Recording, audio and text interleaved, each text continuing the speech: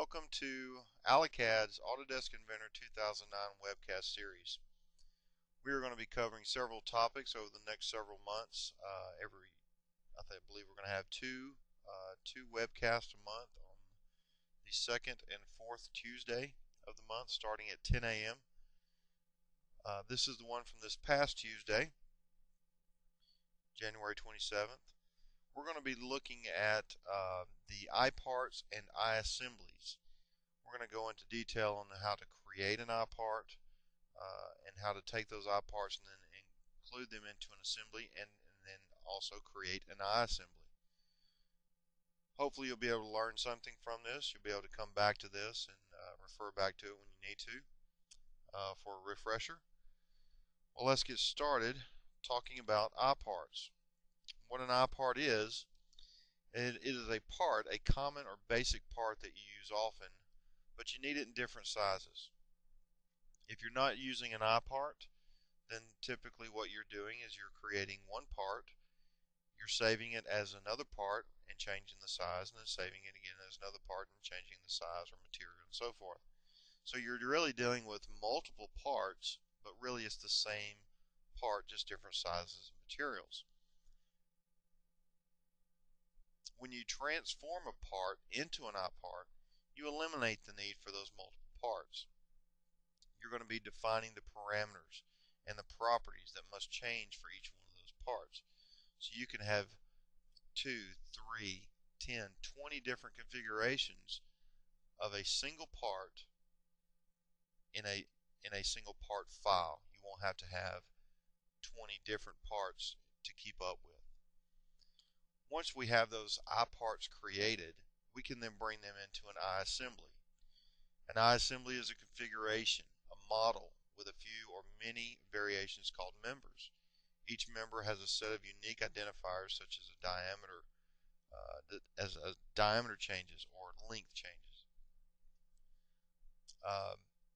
or different components such as a powertrain for a vehicle with different sizes of engines.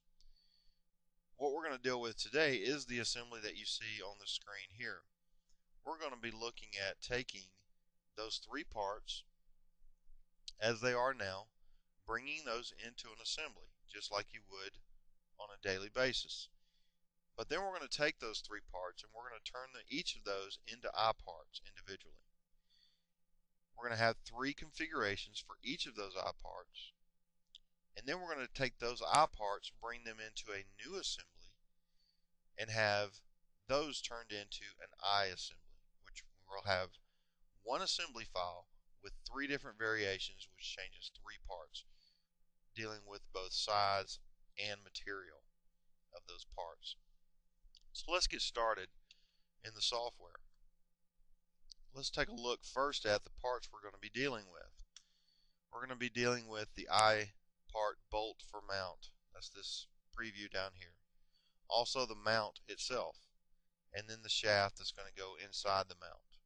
And it has a bolt hole or a pinhole. We're going to be making some changes there with it. So let's take a look at, or let's go ahead and include these into a standard assembly file. Go ahead and place component. First item I want to place is going to be my grounded piece. So I'm going to go ahead and put in the mount. And then we'll place the other two items in after that, shaft and the bolt.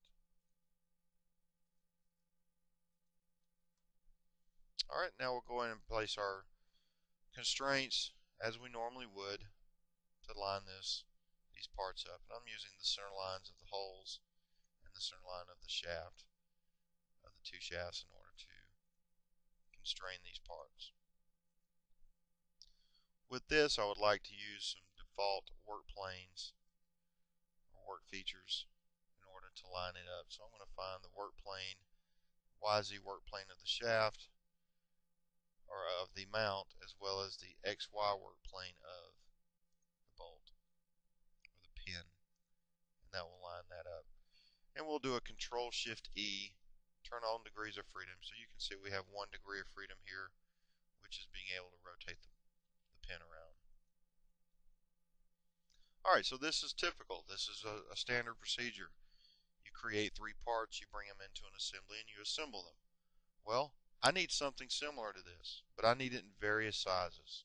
I need 3 different sizes of this same assembly. What I would typically do, without using iParts and iAssemblies, is I would go and create 2 more of the mounts, 2 more of the bolts, and 2 more of the shafts. Well, that's too much work, so let's go ahead and create an iPart. I want to create the iPart of this mount first. And one thing you need to keep in mind is you cannot create an iPart from within the assembly. In other words, if I go to this mount and double click to where I'm still in the assembly, but I'm just inside edit mode on the part on the mount, you can see that by going to tools, create iPart, that is grayed out. I can't do that. So what I'm going to have to do is return back to my top level assembly and open that in its own window. Now I can go in and make the iPart that I want, but the first thing we need to look at are the parameters. So we're going to parameters. Let's take a look at how this part was actually created. I've already taken the liberty to rename some of the model parameters. You know, typically you would see D0, D1, D2, D3, D4, and so forth. Well, I went ahead and renamed some of these so that they made more sense to me. That's the first benefit, renaming your model parameters so they make sense. They're descriptive. Not only that, but it also helps you when you're creating your iPart.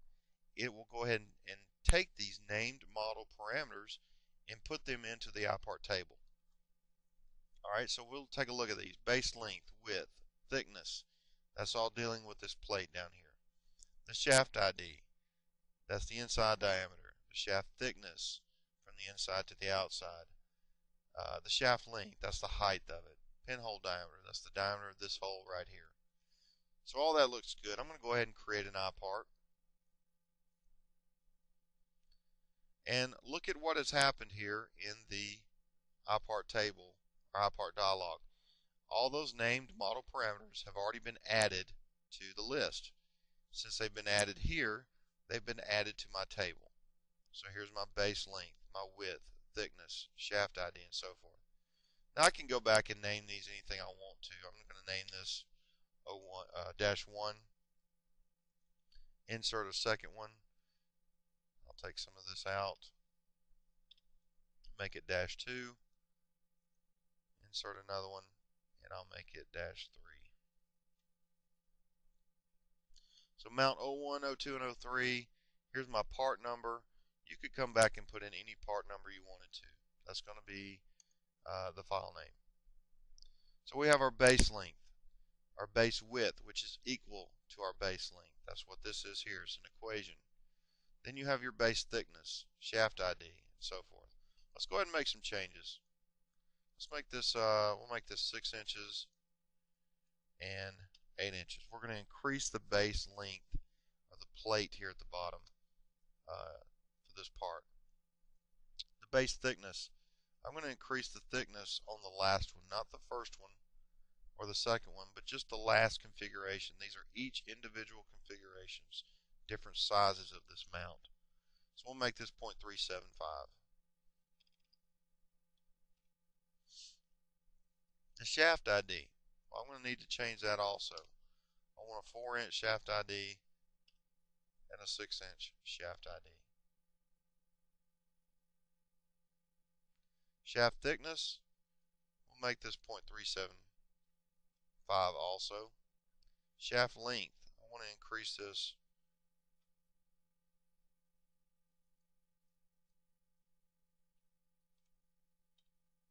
as it gets bigger, it's going to get taller.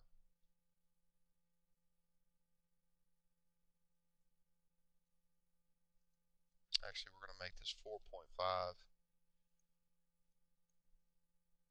and then 6.